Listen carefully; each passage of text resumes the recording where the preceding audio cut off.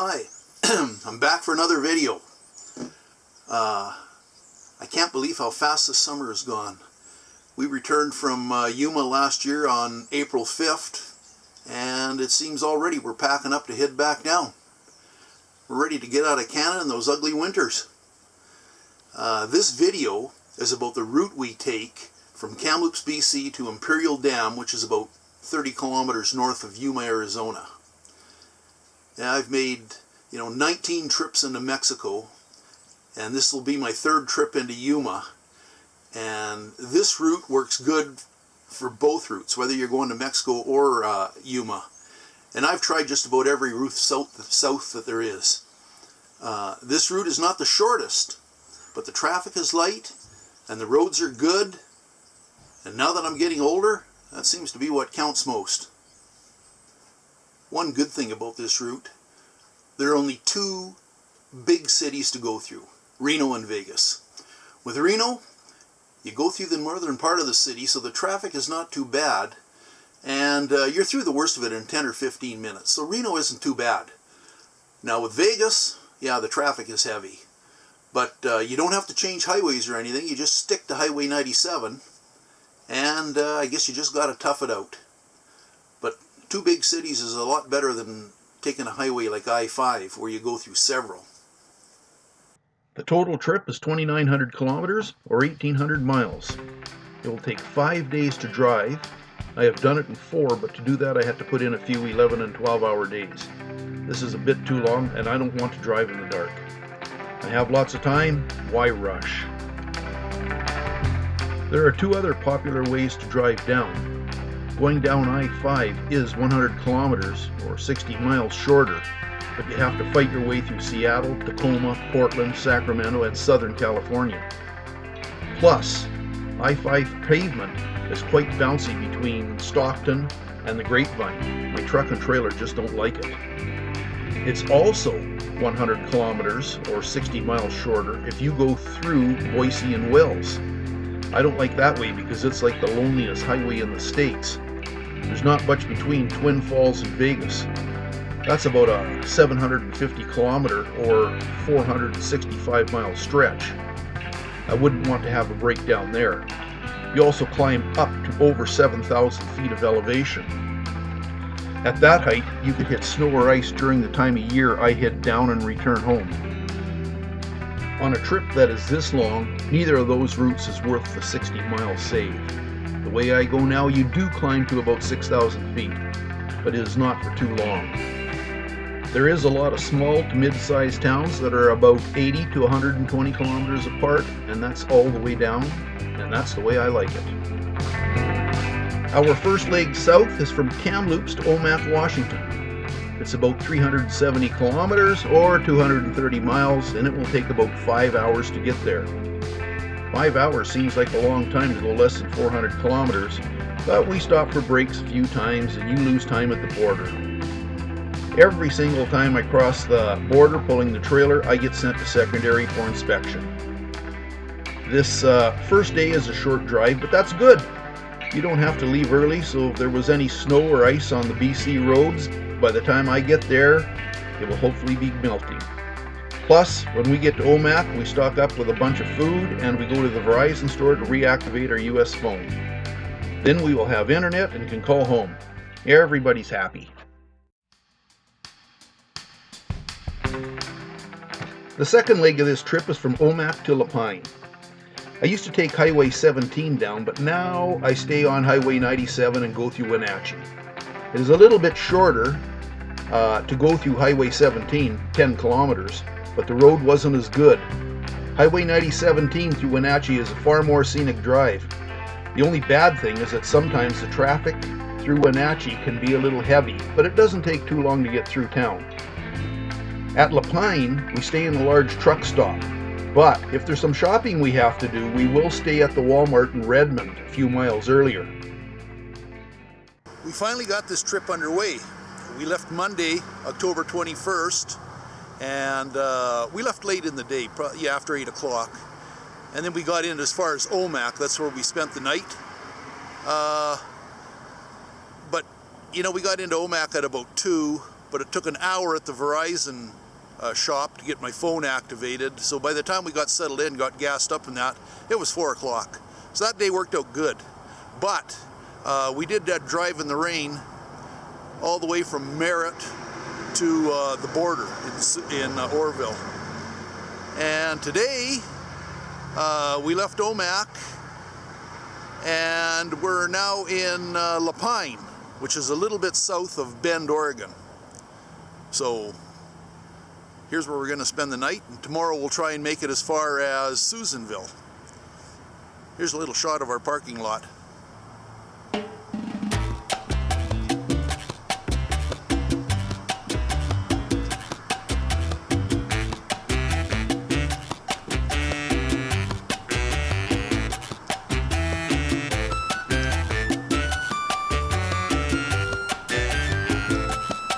I don't know why, but it's a little bit smoky here.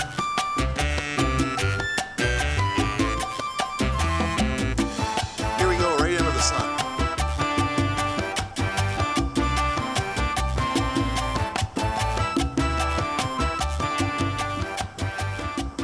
That's it. We're here in Gordy's truck stop. The third leg of our trip is from Lapine to Susanville. There are 3 main ways to get there. Going down Highway 139 is the shortest, but the road is rough, twisty, and narrow.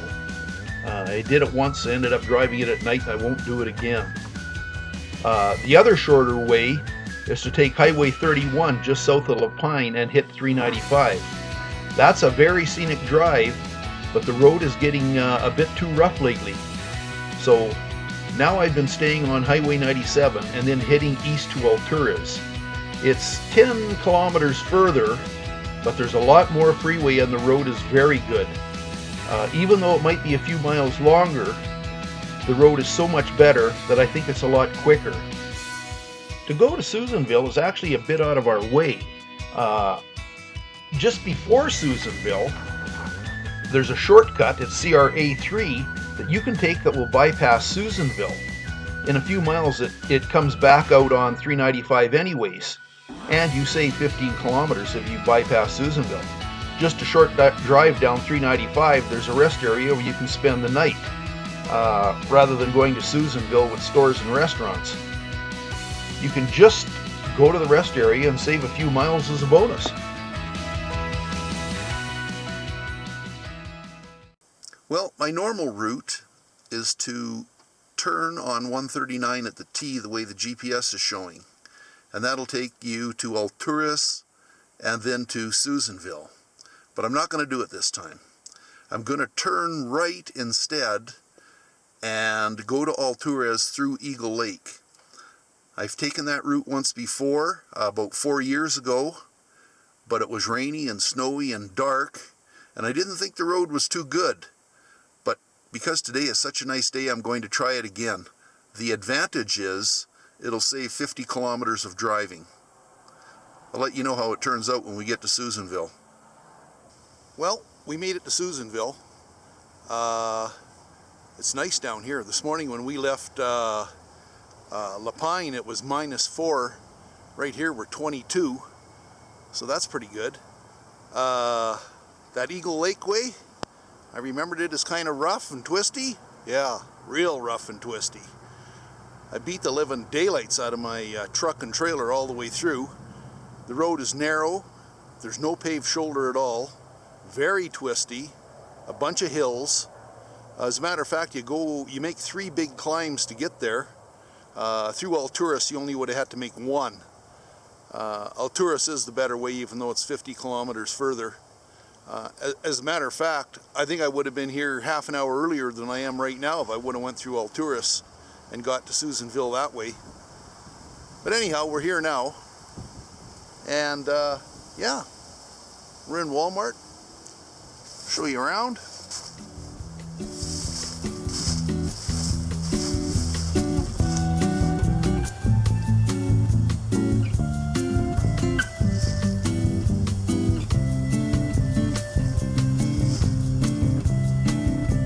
I don't know what we'll do for supper.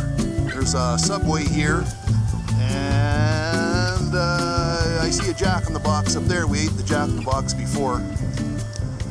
So that's it for today. The fourth leg is from Susanville to Amargosa. I think I'm saying that's right. There's not too much to say about this leg. You go through North Reno, which isn't great, but it's not too bad.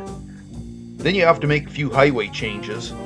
You leave Highway 395 in Reno and get on Highway 80. And then in Fernley, you leave 80 to go to 50 alternate. And you keep on that to Filen, where you leave Highway 50 alternate and get on Highway 95. Once you're on 95, you're set all the way to Yuma. Well, we made it to Amargosa.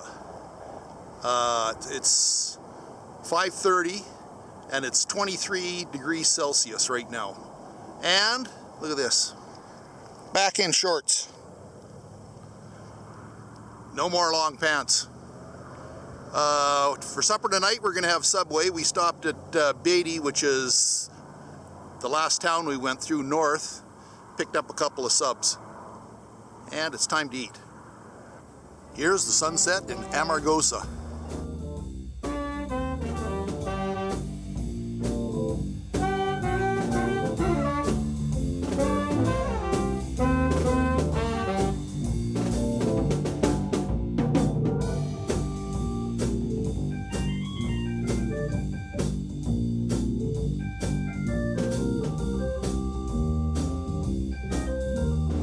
Here's a shot in the opposite direction.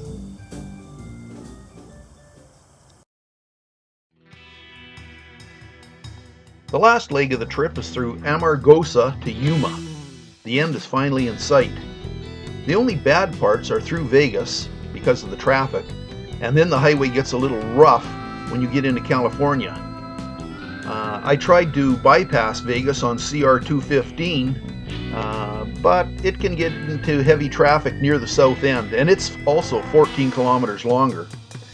I just found it easier to stay on 95 and just go through the middle of Vegas. I have went through Lake Havasu before, mostly just to check it out, but now that I've seen it once, I won't go back. The scenery was nice, but it took a lot longer with lots of red lights in Lake Havasu. I do turn off 95 for a bit and take Highway 62 to Parker. Then it goes back to 95 anyways. We like to go to the Walmart in Parker to buy groceries for Imperial Dam. That way we don't have to immediately go into Yuma. We can take a few days to get set up. Here are the highways in Nevada, and now we're going to enter California.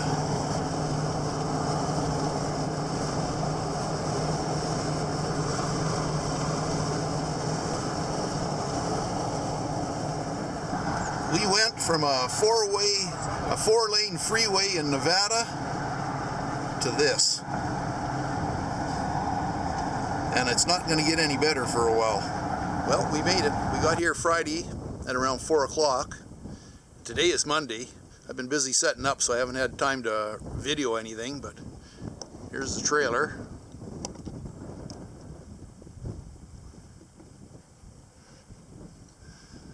The trip wasn't without incident.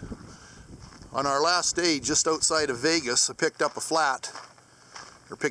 hunk of metal, got a flat, had to change the tire on the side of the freeway. There's the old tire and wheel. There's what was in it.